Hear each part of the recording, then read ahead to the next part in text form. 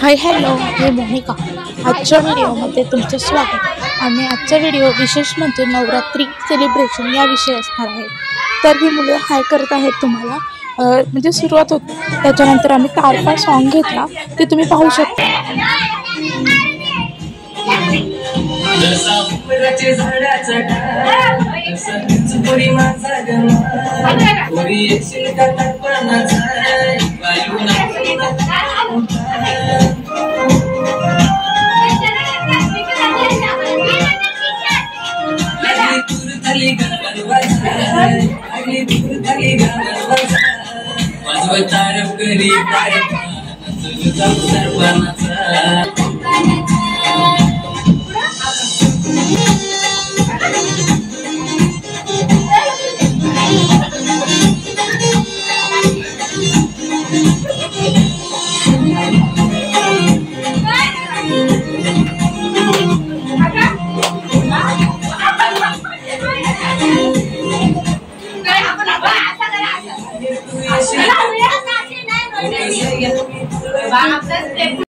यामध्ये छोटे छोटे गेम घेण्यात आले होते.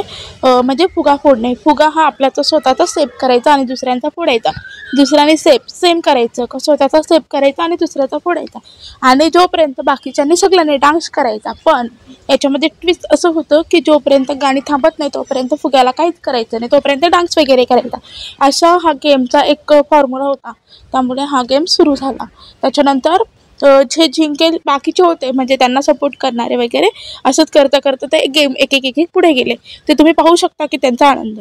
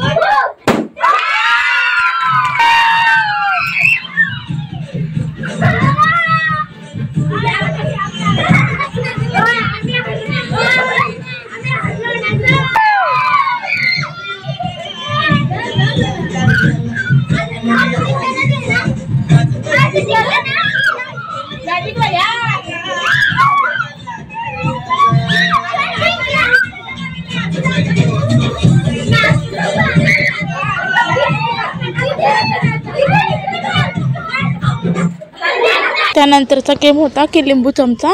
हे लिंबू चमचा नाही म्हणता येणार, म्हणजे गोठी चमचा होता. लिंबू कसं एवढा मोठ्या चमच्यामध्ये मावणार नाही, आणि गोटी कशा आताच्या मुलांकडे खेळायला असतात, म्हणजे क्लासच्याच मुलाकडे होतं. मग ते घेतलं आणि त्याला सांगितलं होतं आदल्या दिवशी असं असं करायचं. फक्त हा सर्वांसाठी सरप्राईज होतं की कोणालाही गेम माहिती नव्हतं. त्याच्यामुळं मुलं खूप उत्साहित होते की काय एक असणार आहे, म्हणजे माहीतच नव्हतं गेम घेणारे का नाही. त्याच्यामुळे ते अजूनच उत्साह त्यांच्यामध्ये वाढत होता.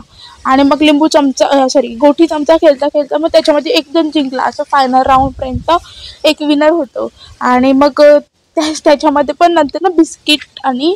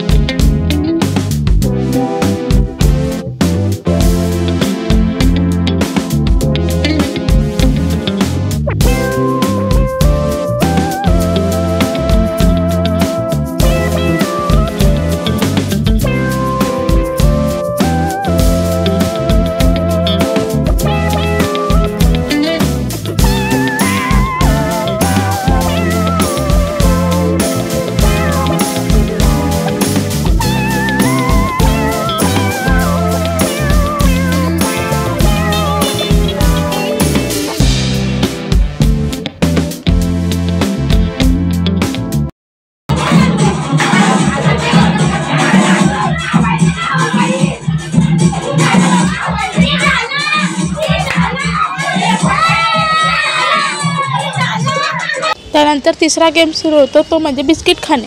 बिस्किट खाणे हा असा प्रकार होता की त्याच्यामध्ये हात मागे हवेत, हातांनी कोणताही सपोर्ट नको आहे, पण ती लहान मुलांना म्हणजे म्हणजे होतं ना, एक छोटा आणि मोठा, मग छोट्यांना दिले होते कारण त्यांची चेहऱ्यावरची कृती वगैरे बघण्यास खूप मजा येईल याच्यासाठी.